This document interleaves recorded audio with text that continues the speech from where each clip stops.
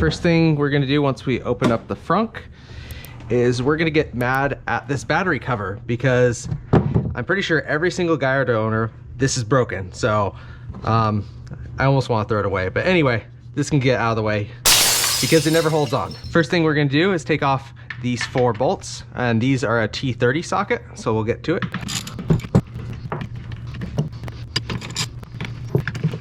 All right, cool. Next thing we're gonna do is we're gonna take off this weather seal. It comes off very easy, but it's a kind of a pain to put it back on. We can just leave it in there. All right, and then for the light, this is really simple. All it does is you just kind of pull it, and there's 2 snap features. 1, 2, there we go. That pulls out like so. And then we're gonna disconnect and disconnect. I don't know what fell. We'll look into that. There it goes. We're then just gonna have to feed the wire back out through this grommet. Mine is a lot harder because I think at some point this had an aftermarket stereo, so it's got a bunch of random wiring in here. In my case, it's actually easier just to pull the whole grommet out with the wires. Just like I said, because this has so many different clip-ons and whatnot. All right, once the wire is removed, you then just have to lift out the bucket straight out. Next up, we're gonna take off this random cover. I honestly don't really know what it does, but it requires a, what was this, T20 to take it off.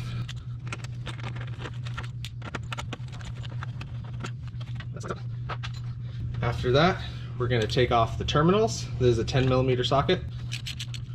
We're doing negative first, which is on the left side, and then positive. And then finally, the mounts. These are a T45 socket.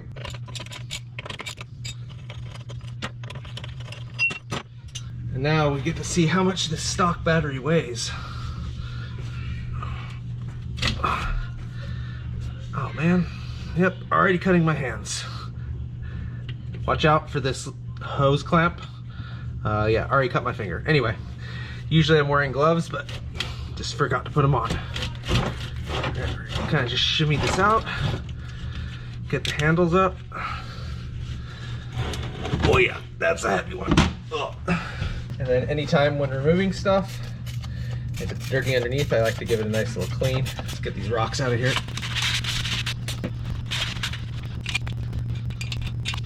All right, this one little pebble is being stubborn, so I guess he gets to stay.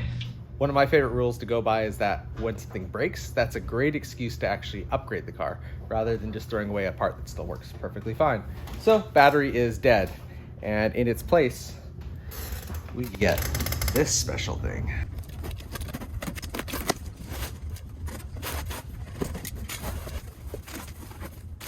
All right.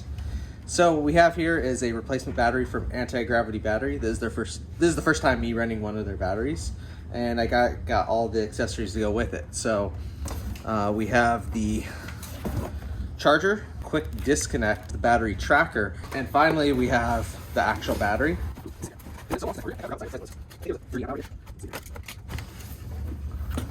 Ooh, oh man, that looks nice. That's really nice. Come out of the box. There we go.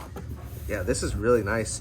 The finish, it kind of has that soft touch, you know, on like say buttons on the interior, where it has that like nice, kind of almost like velvety black. It's sort of like that. Yeah, this is really nice. All right, so first up, we have the stock battery. This thing weighs in at 55 pounds. I don't know if you can see that very well on the screen. 55.4 pounds. This thing is heavy because it's literally made of lead. And then we now have the anti-gravity battery, lithium battery, and this one weighs in at 14.8. So that is a solid amount of weight savings. All right, let's go install it.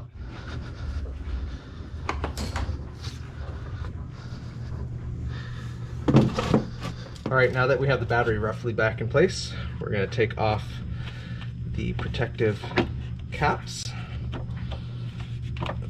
like so. When putting on the other one, you may get some sparking, so that's why I have my gloves and goggles on in case there's a little extra spark. Not too bad. There we go. And this battery is smaller. What's interesting is the guts on these batteries essentially are so small that they just make the case in whatever size you kind of want for your application. I got a smaller case, one because it saves a tiny bit of weight, but also I can now bias it a little bit farther over towards the passenger side to even out the weight distribution a little bit. Kind of put this on loose, make sure everything's good. Now you're going to want to be careful here because this battery is live. These terminals are live, especially at the positive, and this thing can, you know, crank out, what is it, 1500 amps. So you do not want to short to the positive terminal because that will make a massive spark on this thing.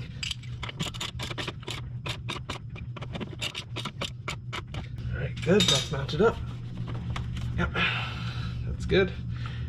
Now I'm just going to kind of wiggle the cables roughly into like a good natural position so they're not binding or doing anything weird. So this is going to be the one you want to be careful with, like I said, because it's the positive. Let's make sure this is down all the way. That's as far as it wants to go. Now you want to make sure those are snug, but not too snug, because if you over tighten them, you can go and break off those clamps. Since we have this part out, we'll just give it a nice little cleanup.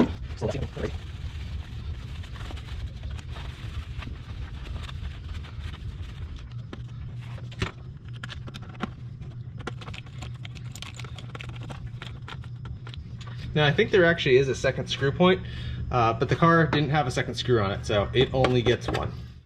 All right, next up we're going to put on our accessories. First up is the battery tracker. I went and I put some command strip on the back. So we'll just take off the release liner.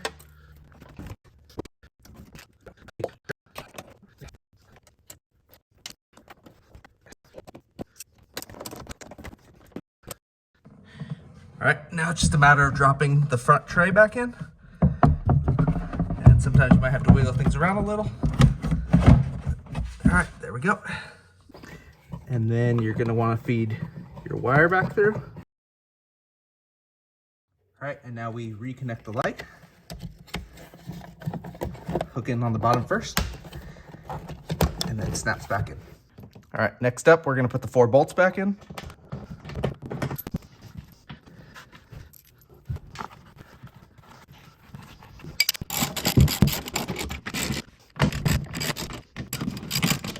All right, final step, we have the weather stripping. People consider this essentially the hardest part.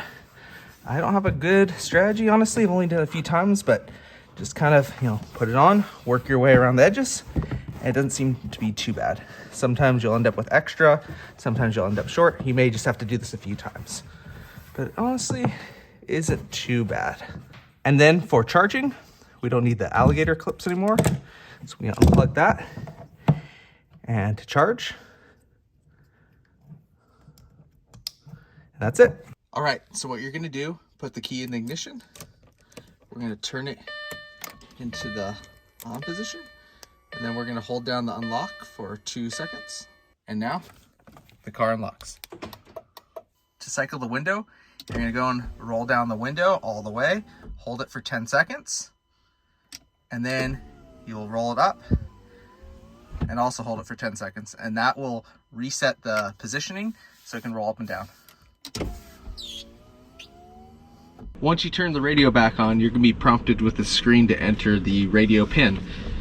If you go and look in your service manual and go to the back, there should be a card here that has the serial number of your radio and the pin. Unfortunately, mine doesn't have a pin written down, so I get to have fun talking to the dealership to give me that pin number.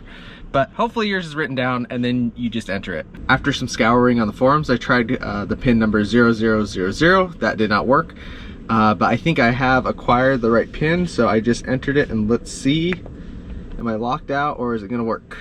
A few moments later. It's like all you have to do is just power cycle it after you enter the code, then everything pops up again. So looks like the radio is working again.